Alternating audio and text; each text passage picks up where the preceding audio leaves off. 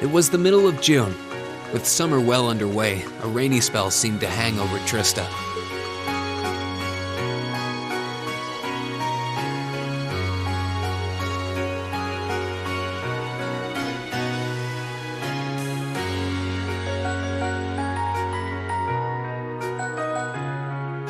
With our field study wrapped up, the other members of Class 7 and I returned to normal school life. But just when we thought we'd gotten used to the challenging lessons and the breakneck workload, a moment of dread washed over us, making our blood run cold. As you all know, tomorrow marks the start of your midterm exams. I'm no good with all these papers and essays and circling answers, so I won't really be able to help you much. But I'm administering some of your tests, so I'll be cheering you on from the sidelines. Make me proud, class! Sometimes I lie awake at night and wonder how you became our teacher. As I recall, aren't you in danger of a lecture by the vice principal if our performance isn't up to par? Oh, I'm not too worried about that. Most of you tend to get pretty high grades anyway. I can hardly wait to see how well you all do. Remember, the results will be announced next Wednesday. Your scores will be posted on the board by rank, so you can see how you compare to the other classes in your year. Oh, the sooner this week is over, the better. I can almost taste the tedium. I'm not gonna let Emma squeak by me again this time. Oh, one more thing. They're gonna stick the average score for each class up there on the board, too. Our class averages?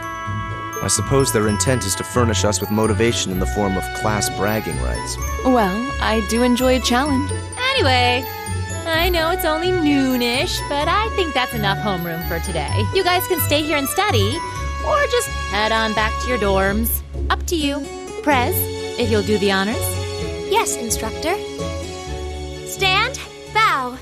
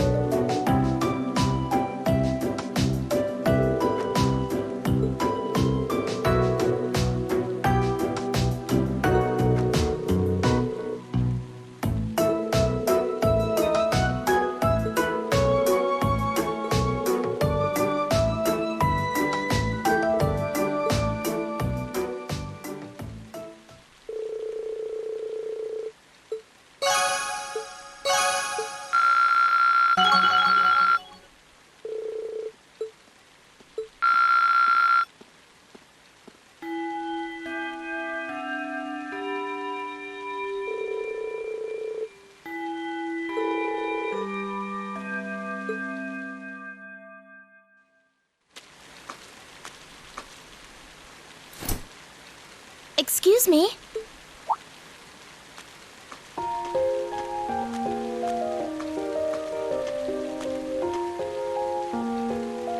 I do apologize for stopping you on a rainy day like this. Do you know if this is the building in which I might find the principal's office? Oh, yeah, you're in the right place. His office is in the East Wing, first floor. The receptionist might have gone home already, but I can show you the way if you'd like. Thank you for your kindness, but I couldn't possibly trouble you more than I have already. I'll be able to find the way, I'm sure. Well then, if you'll excuse me, Master Reen.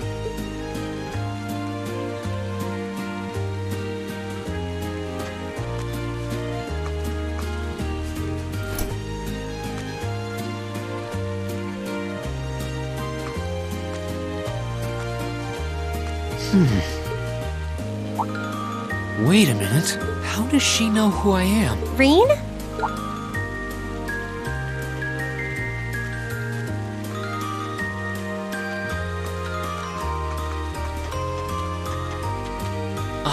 Hey there, Elisa. Heading back to the dorm? Yep. And the others are staying a little longer to cram a little more.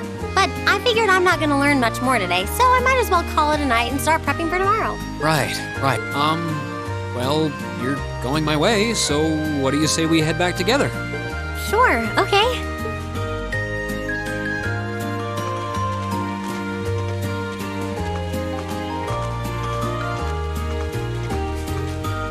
Hey, it's not often the two of us get to walk back to the dorms together, is it? Well, at least I got something good out of this downpour. Is there even a filter between your brain and your mouth? No need for that between friends. But you're in good company. My sister's asked me that before, too. She must be a saint to have put up with you all these years. Anyway, how do you feel? All prepped and ready for our exams? Not sure. I gave it the best I've got. Still, I've got that nagging feeling I could have hit the books a little harder. I wish I was as smart as you. Back when we took the entrance exam, only Emma and Makia scored higher than you, right? Eustace came in a little higher than me, too. Back home, I usually came in near the top in exams. I guess that goes to show that Erebonia has no shortage of smart people. No doubt about that. Bookworms pour in here from all corners of the Empire. You said you're from Ruhr, right? Coming out on top in a city that size is still pretty impressive. I suppose, though that was just at the Sunday school level. Aren't you curious about, my family and stuff? You mean the mysterious Elisa R., agent of national intrigue?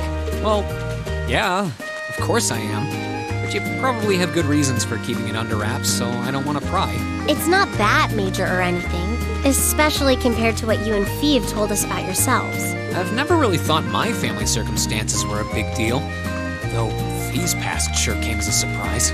I wonder now, when I look at her, what her life in a Jaeger Corps must have been like. It seems like Instructor Sarah knows more about her past than we do. Back at the entrance ceremony, I got the impression they'd met before. Same. Oh, speaking of weird meetings, I ran into someone kind of strange earlier. Oh? Yeah, I was talking to her just before you called to me. A maid who knew your name? This isn't the part where it turns out she knows you because you've tried to hit on her in town before, is it? As if an upstanding guy like me could pull off the Casanova act. She seemed a couple years older than us, maybe 20 or so.